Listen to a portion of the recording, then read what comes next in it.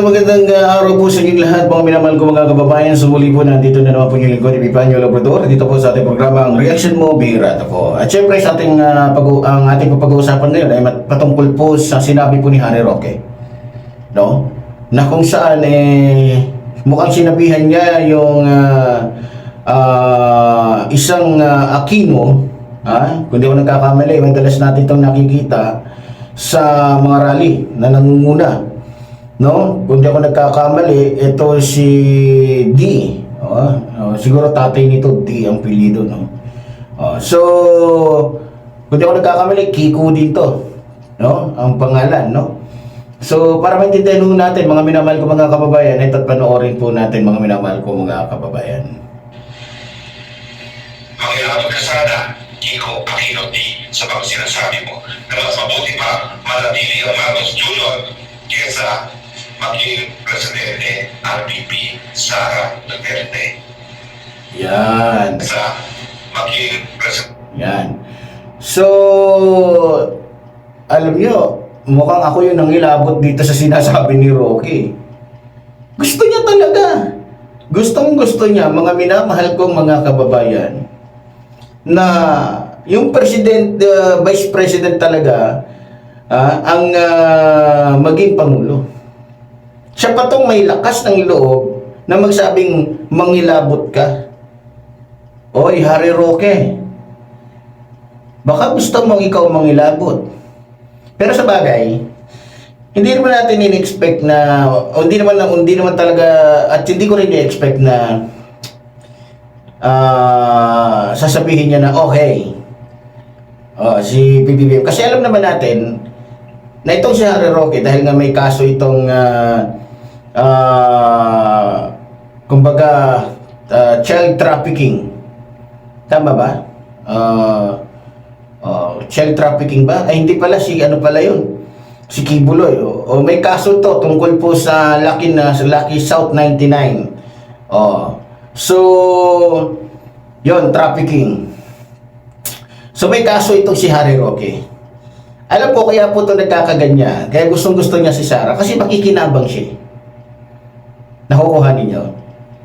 Makikinabang at makikinabang si Harry Roque. Kasi alam naman natin, ang Pangulo, pag Pangulo ka, kaya-kaya mong palayain ng kahit sino. May kapangyarihan ka eh. Kagaya na lamang ng ginawa ni Rodrigo Roa Duterte kay Robin. Di ba? Kagaya ng ginawa ni Rodrigo Roa Duterte kay Gloria Macapagal Arroyo. Di ba? So nakalaya. Yung mga hindi dapat lumaya, nakakalaya. So, kasi, kaya gusto ni Roque na si Sara ang maging Pangulo, may kapakinabangan kasi sa kanya. Mawawala na yung mga kaso niya. Di ba? Hindi na siya huhulihin, hindi na siya pananagutin, quits na yung yung mga pananagutan niya sa batas. So, may dahilan, no? Pero makikita ninyo yung kakapalan ng pagmumukha nitong baboy damo na to. Siya pa tong may lakas ng loob na magsabi na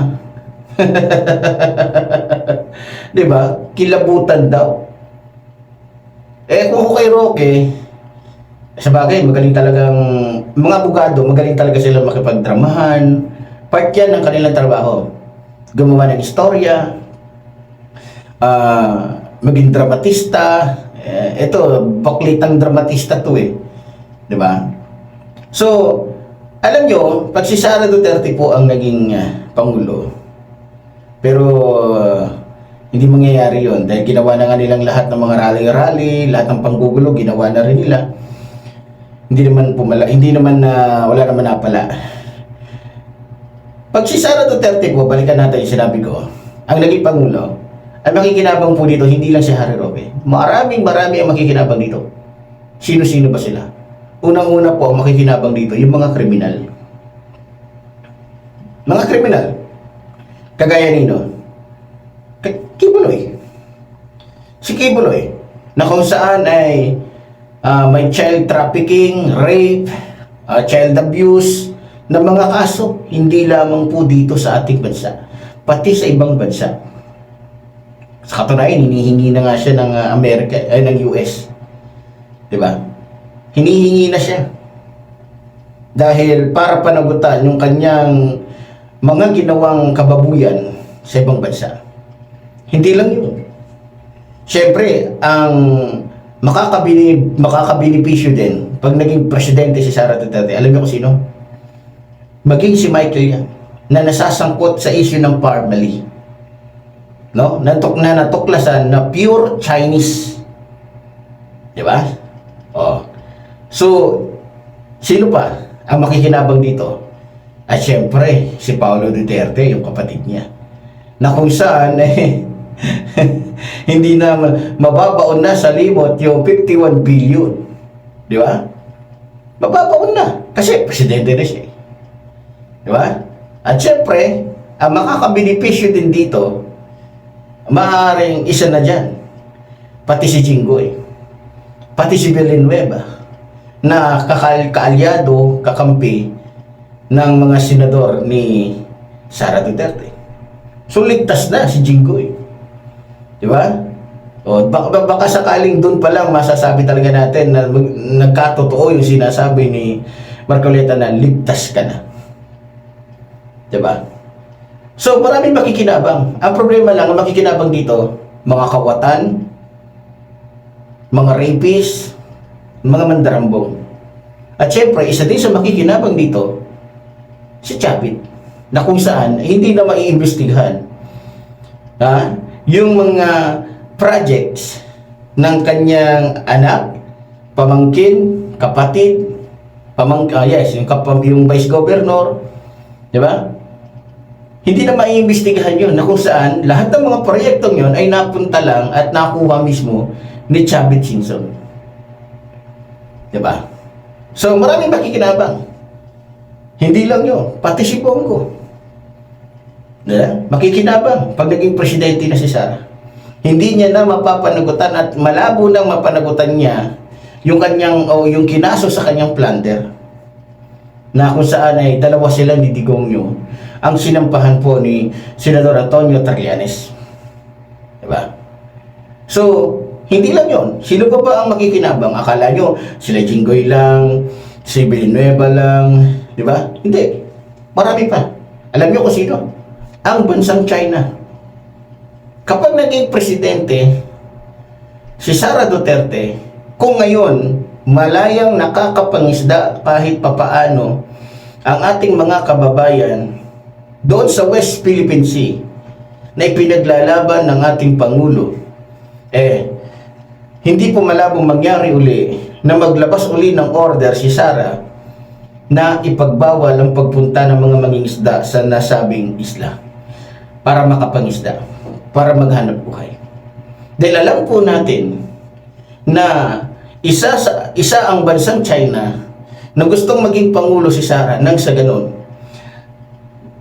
matuloy yung kanilang pinag-usapan nung nagkaroon sila ng usapan doon po sa China ni Digongyo. Na kung saan yung pagpapahiram o yung pagbibigay ng bansang China ng daang bilyon, no, ay may kapalit na napakaraming kondisyon na kung saan halos mawalan na po ng karapatan ang ating mga kapwa Pilipino sa sarili po nating lupain. Isa po yan sa makikinabang. Sino pa? Eto. Siyempre, tulad ng sinabi ko, ang makikinabang dito si Michael Yang. Diba? Yung drug lord. At maging si Alan Lim, na isa ring drug lord. So itong dalawang drug lords na ito, kapag pagka si Sara Duterte na ang Pangulo, maaaring muling magdala si Michael Yang ng tuli-tulinadang shabu sa customs. Diba? At pagkatapos, bibiktima na naman ang napakaraming adik. Bibiktima na naman ang mga Pilipino para maging adik. At, diba? Alam na natin. Ngayon, dahil napag-usapan natin yung makakabenepisyo o makikinabang kapag si Sara Duterte naging Pangulo, pag-usapan naman natin kung anong mangyayari. Kung sakaling siya ang maging Pangulo, alam niyo kung anong mangyayari? Kawawa po dito. Alam mo kung sino? Yung mga taong mabubuti. Yung mga taong naninindigan. Yung mga taong gumaganap lamang sa kanilang mga trabaho. Nakikita ko na, naaninag ko na, kalunos-lunos ang sasapitin ng ating Pangulong Ferdinand Marcos Jr. kapag si Sara ang naging Pangulo. Nakikita ko na, nai-imagine ko kung anong magiging itsura ni First Lady Lisa Araneta Marcos maging ni Congressman Sandro Marcos. Nakikita ko na kung anong magiging itsura, anong kahinatnan ni Risa Ontiveros, ni Franz Castro, ni Claire Castro, lahat yan. Nakikita ko na kung anong mangyayari kay Boying. Nakita ko na kung anong mangyayari kay Torre. Na kung saan matindi at grabe ang galit ng mga Duterte sa kanila. Di ba? Kaya nga, salamat na rin sa Diyos. Dahil sa kabila ng pagtatangka, sa kabila ng mga paninira, sa kabila ng mga ginagawang pagpapabaksak ng ating mga kalaban sa ating mahal na Pangulo, hindi sila nagwawagi. Dahil sinasamahan ng Diyos ang ating Pangulo. No?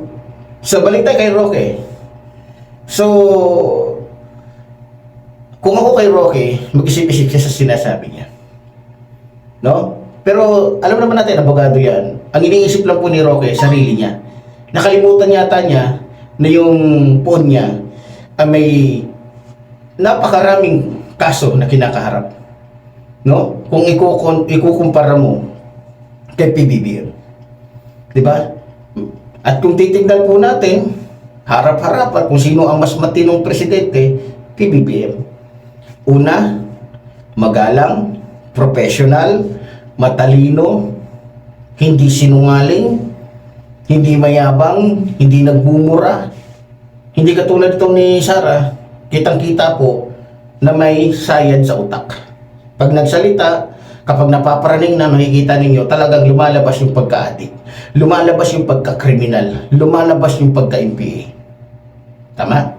So, kitang-kita naman po eh. Di ba si Franz Castro na rin nagsabi na, hindi sa standard ng pagiging Pangulo, yung ugali ni Sara, pangkagawad lang yan ng barangay. No? Pangkagawad lang ng barangay yan. Hindi yan pwede sa pinakamataas. Sabi nga kahit kagawad niya, hirap pa eh. Kung gagamitin lang natin yung utak natin. Diba? Pero dahil mapera, alam nyo na. Alam nyo naman din sa bansa natin, kahit mongoloid yung anak ng isang mayaman, dahil mayaman, magugulat ka, ang taas ng grado, kasi bayad lahat. Diba? So, ganun pa man mga minamahal ko mga kababayan, kung ako kay Harry Roque, lumabas na siya, magpakita na siya, at sumabay na siya sa amo niya. Diba? Para sabay silang nagdurusa at pinananagutan yung kanilang mga kasalanan. Dahil yung mga taong katulad nila, wala po yung karapatan na magpagala-gala. Mga anin eh, mga salot. Dumilang sa paningin yung mga yan. Kaya kinakailangan sa lalong madali. Pero nagtataka ako at tanong ko lang kay Mr. Remulla o Secretary Remulla, bakit hanggang ngayon mukhang natabunan na yata ng issue ng flood control projects, pati si Harry Roque. Sana wag, di ba? Sana wag. Sana asikasuhin, kunin na yan para matigil na din po yung pagsasalita ng kupal na yan, di ba? So, yun lamang po yung aking mga minamahal ko mga kababayan. So, muli po, tulad po ng sinasabi ng lingkod, mabuhay po ang ating inabayan, mabuhay po ng mamahal sa ating inabayan. Maraming salamat po.